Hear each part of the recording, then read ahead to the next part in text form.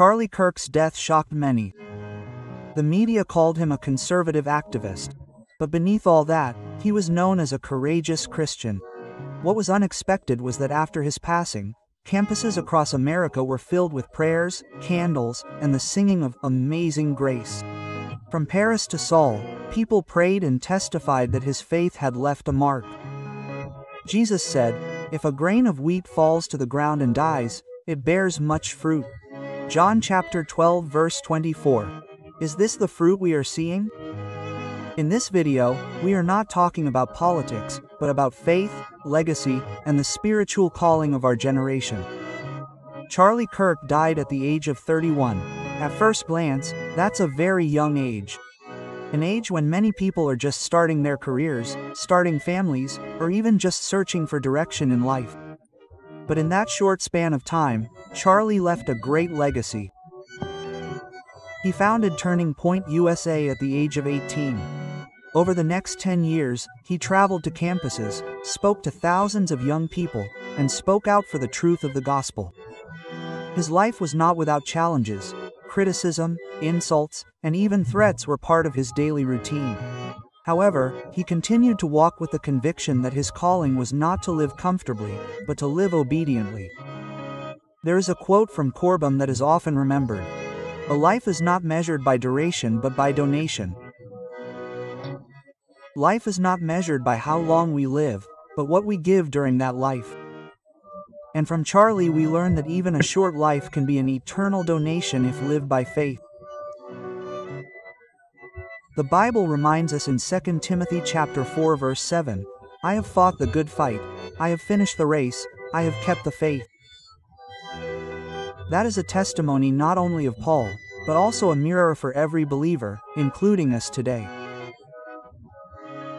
One of the things that stands out about Charlie's life is how he took his faith beyond the walls of the church.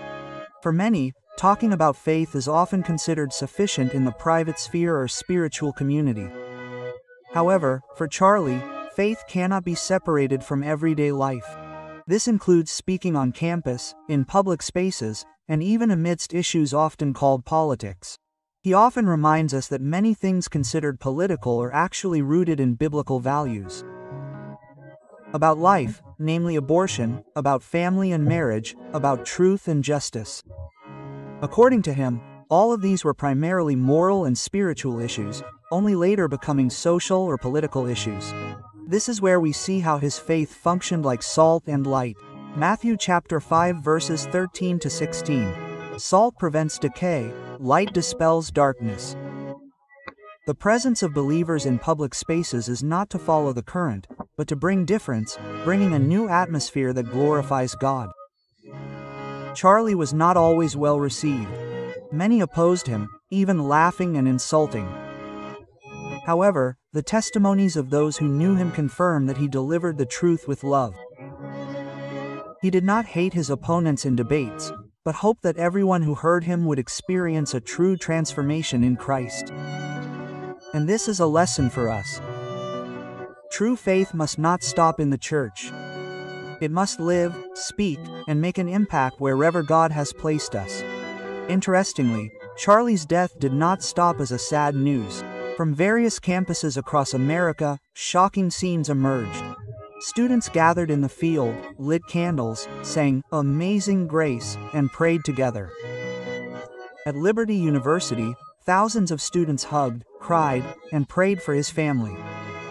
At Colorado State University, where his journey began, students stood boldly to call Charlie a hero of faith.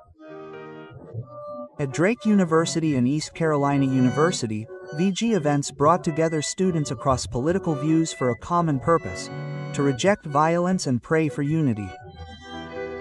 The support even spread internationally.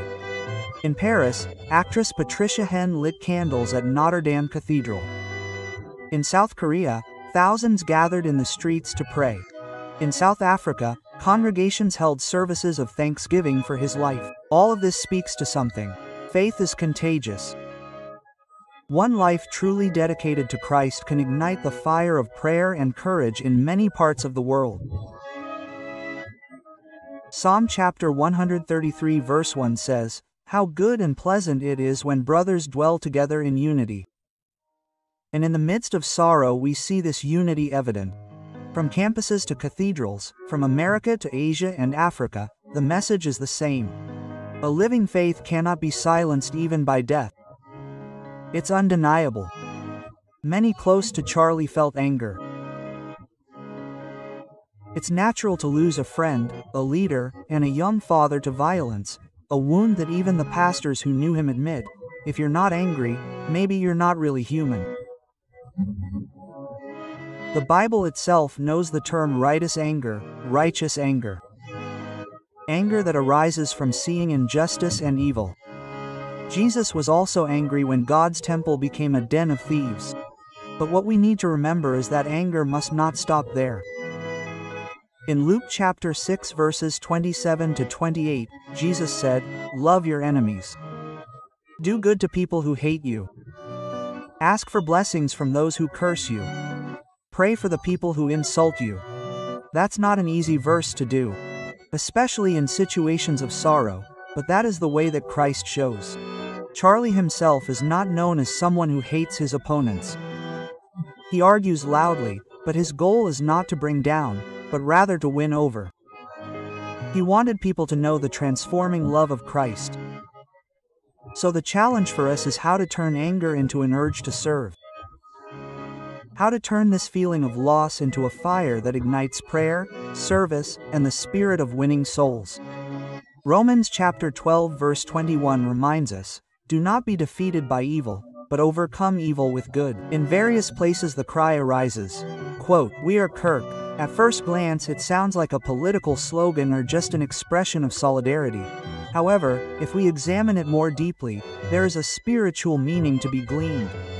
This sentence doesn't mean we should imitate every aspect of Charlie's personality, nor does it mean we should idolize him.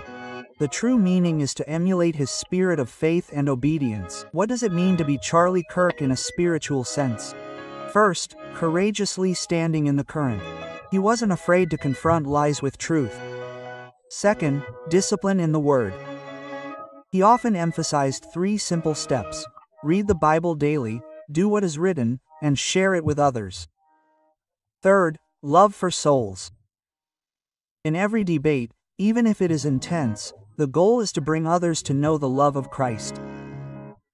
James chapter 1 verse 22 says, "Be doers of the word and not hearers only." This is what we are, Charlie Kirk. Not just hearers but doers. So when we say we are Charlie, we are really saying that we want to be bold.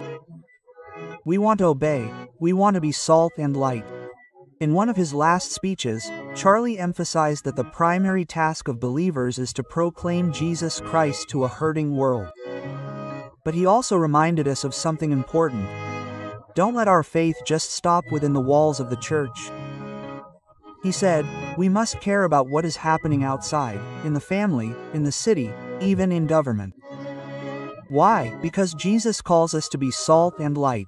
Quote, Matthew chapter 5 verses 13 to 16. Salt changes the taste of food, light changes darkness into light. Likewise, faith must change the environment, not just adapt. There is one thing that often becomes a trap. Some people use the signs of the end times as an excuse to do nothing. As if because Jesus is coming soon, we don't need to fight anymore. But Charlie reminds us, don't let eschatology be an excuse for passivity. Jeremiah 29 verse 7 writes, "Seek the welfare of the city where I have exiled you and pray to the Lord for its welfare, for your welfare will be your welfare." This means that even when we are conscious of this world, we are still called to be a blessing to our environment, nation, and generation. So the question for us is, has our presence at home, school, office, or community changed the atmosphere to be more Christian? Or are we just standing still, waiting, and letting the darkness deepen? In the midst of the sorrow, surprising signs are emerging. The seeds of revival are beginning to grow. A 12-year-old took the initiative to create online Bible devotional content in honor of Charlie. He simply said, I want to pass on the message of Jesus that he shared. Isn't this the most beautiful picture of faith being transmitted to the next generation? Another phenomenon is seen in the world of music. The younger generation, especially Gen Z, is now listening to more and more spiritual songs. Christian music concerts fill stadiums. Hymns top the charts. There is a new longing emerging, searching for meaning, searching for God in the midst of an increasingly chaotic world. On campuses, public prayer is echoing again. Students who once feared being seen as strange are now daring to kneel on the field, light candles, and sing Amazing Grace. They know that faith is no longer something to hide. Faith is an identity that must be illuminated to the world. Joel chapter 2 verse 28 says, "I will pour out my spirit on all flesh. Your sons and daughters will prophesy." Quote, what we see today may be a small fulfillment of that promise. But the question is, how do we respond? Don't just be spectators. We are called to step forward by opening the Bible, praying for Charlie's family, having the courage to witness, and taking concrete action to proclaim Christ's love in our community. Revival doesn't begin with large crowds. It begins with a heart willing to say, "Lord, use me." Behind Charlie's public persona is a family that is deeply hurt. His wife, Erica, and their 2 children now have to live without a husband and father. Our most sincere prayers should be for them. May God, whom 2 Corinthians chapter 1 verse 3-4 calls the Father of mercies and the God of all comfort, sustain them in the midst of their loss. We also need to pray for the organization he left behind, Turning Point USA. Not just that they may continue, but that each step they take will be filled with the wisdom and love of Christ, not human ambition. Charlie's life has been a testimony. However, the baton of faith is now being passed on to thousands of young people who have been touched by his ministry. Beloved, Charlie Kirk's death has indeed left us sorrowful. However, the Bible reminds us that precious in the eyes of the Lord is the death of his loved ones. Psalm chapter 116 verse 15. His short but meaningful life is an example for us. We learn that true faith does not stop in the private prayer room, but must have an impact in the community. We learn that the greatest legacy is not wealth or position, but faith that inspires the next generation. And we are invited not only to remember, but also to pass on, daring to speak out, daring to love, and daring to live for Christ. May Charlie Kirk's testimony remind us all to say every day, "Lord, use my life. Make me salt and light to this world." Quote,